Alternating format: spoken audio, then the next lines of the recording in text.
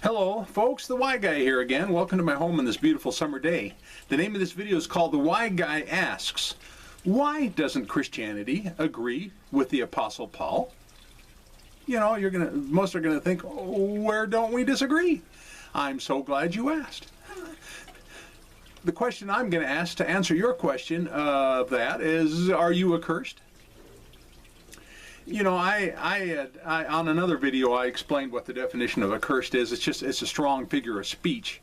The word curse that's in it is not the way you think, okay, in English, and I'm not going to get into it in this video because I'm trying to keep this video short. You're going to have to find it on one of my other videos. I'm sorry, I don't remember which one it is. All right, so bear with me. But the question is, are you accursed? And I'm going to describe a little bit of what strong language of what it kind of implies and what it means.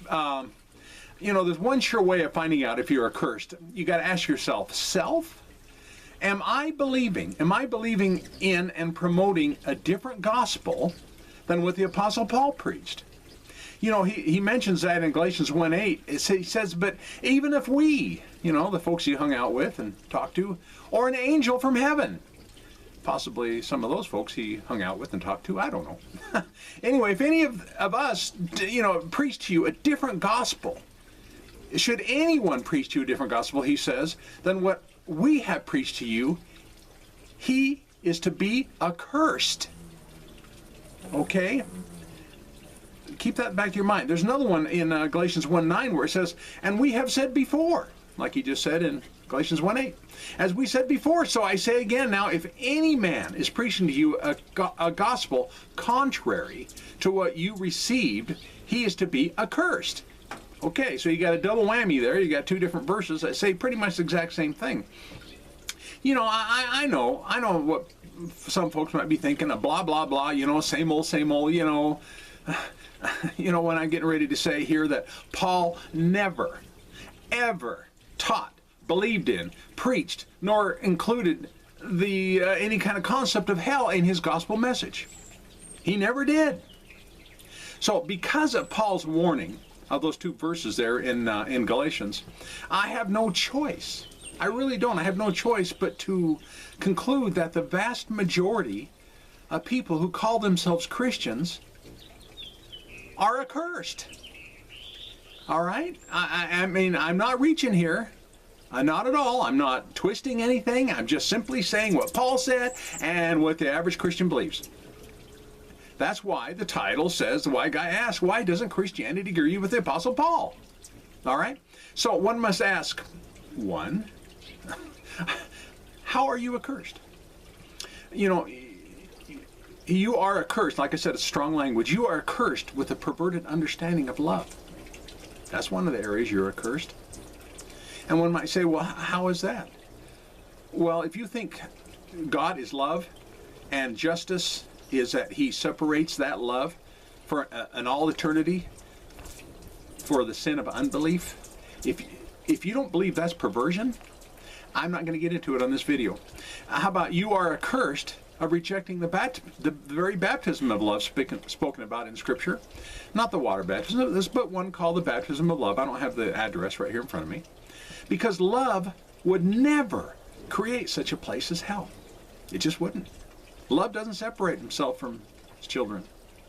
You are accursed of truly not knowing God. Oh, there's a toe-stomping statement that people are going to hate. You are accursed of truly not knowing God. Because a God of love, because God is love, and love would never create such a place as hell. And I said that just a moment ago. You are accursed of being ignorant of your very own Bible. Considering the two verses that I mentioned here in Galatians 1:8 and Galatians 1:9, you know, and you got to consider that along with not agreeing with those two verses, you've got to understand that there is absolutely no verse whatsoever in the Bible that describes the creation of such a place as hell. And yet, bugs and birds and bees and fish and flying things and sun and moon and all that stuff is mentioned. But yet, hell is such a critical part of the Christian doctrine. The creation of that is never mentioned. That should bring up a red flag in you, folks. You are accursed in that area of that ignorance. You are accursed with a lack of peace about the outcome of humanity. Why? Because you believe the outcome of humanity is going to be, most of them, doomed to that horrible place that you believe in. You are accursed with a foreboding sense of eternal loss in regard to some of your loved ones. Gosh, that's one of the worst accursed strong language issues there is. You are accursed with not knowing and understanding the joy, okay, that one can have when one realizes God will reconcile all of creation to himself, not just believers, but all, because death doesn't stop God from doing his reconciliation. You're accursed with trusting in your own will, your own willpower, versus trusting in God. You're actually trusting in you, and that makes you definitely accursed. You are accursed with a perverted sense of justice. Like I mentioned earlier, if you believe an eternal separation, eternal torment is justice for unbelief, again, like I've said on other videos, that's like what's offered the death penalty for jaywalking. You know? So that's a perverted sense of justice. People would think that if we did that with jaywalkers. You know, you are accursed into believing the bad news for most people instead of the good news for all people. You are accursed into believing a lie. You know, the whole hell doctrine is a blatant lie. And if you were to look into the history of why that was inserted within Scripture when it was never there before, you would realize how you've been lied to. So you are accursed in that.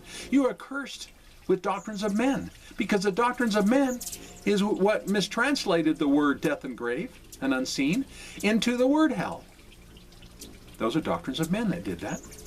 And in closing, you are accursed with deception. People hate that word deception because that comes against your ego. People hate it when they say they've been deceived. Hey, people think I'm deceived because I no longer believe in hell. And I hate it when people say that to me.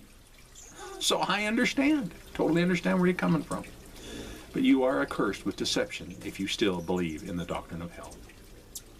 You know, I really could, and this isn't a cop-out, but I could add to this list tenfold. Just trying to keep the video short.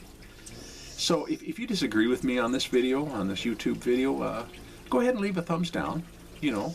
But I would encourage you to explain why you left a thumbs down, and explain it in a very polite fashion so we can have an adult conversation. And I promise to be candid with you as you are with me. And you know what? We can still disagree and love one another. Because whether you're accursed or not, that very God of love still dwells within both of us. So there's no reason why not, right? If you do agree with this video, consider leaving a thumbs up and a comment that endorses some of these things, and add to this, please. Because like I said, my list, I could keep going with this. Go ahead and add to this list. And also consider looking me up on Facebook under my group called The Why Guy. And it is a safe place for you, unless you're going to be rude, then you'll be booted off. Also, I have an avatar name of John Anthony Jones. John Anthony Jones, not Jonathan. I misspelled it. What can I say? And anyway, look me up on that, and we can we can discuss these things and help each other out, because that's what we're all in this together, folks. So thank you for viewing.